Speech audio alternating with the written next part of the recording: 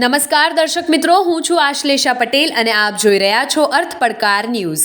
Breaking Amreli રાજુલાથી Pipavav port જતી મહી પરિયોજનાની લાઇનમાં મીટર નખાવાના મામલે ઉગ્ર વિરોધ. પીપાવાવ પોર્ટ સામે પાણીના મુદ્દે ગ્રામજનોએ વિરોધ નોંધાવ્યો. રાજુલાના રામપરા, ભેરાઈ, દેવપરા સહિતના ગામના લોકોએ પીપાવાવ 4-વે રોડ પર થયા એકઠા. પીપાવાવ પોર્ટ દ્વારા દત્તક લીધેલા ગામોમાં પાઇપલાઇનમાં મીટર લગાવવા મુદ્દે થયો વિરોધ. ધારાસભ્ય હીરા સોલંકી ઘટના સ્થળે પહોંચ્યા. પીપાવાવ પોર્ટ દ્વારા દત્તક લીધેલા ગામોમાં પહેલા પાણીનો પંપ બનાવો, પછી મીટર લગાવો તેવી માંગ ઉઠી. પીપાવાવ પોર્ટ દત્તક લીધેલા ગામોમાં પાણીની સુવિધાઓ ઉપલબ્ધ કરાવે તેવી રજૂઆત કરતા ધારાસભ્ય હીરા સોલંકીએ પાણી પુરવઠા વિભાગના અધિકારીઓને મીટર ન નાખવાની સૂચના આપી.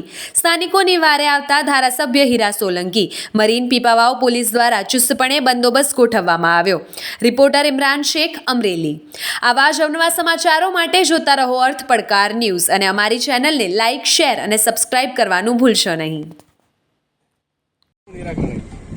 ગઈકાલે રાત્રિના સમયે મને રામપરાના સરપંચ, ભેરાઈના સરપંચ, અમારા આગેવાન ગૌતમભાઈ અને બીજા આગેવાનભાઈ અર્જણભાઈના ફોન આવ્યા કે આવતીકાલે પીપાવાવ પોર્ટ દ્વારા તંત્રને આગળ કરીને એની જે લાઇન છે એમાં મીટર નાખીને કામગીરી કરવાના હોય, જેના અનુસંધાને તંત્ર દ્વારા તંત્રને આગળ કરીને કામગીરી કરતા હોવાના કારણે ધારાસભ્યની વાતની જાણ થઈ.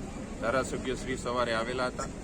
ત્યારબાદ તંત્ર અને બધા સાથે આજે એવું સમાધાન થયું છે.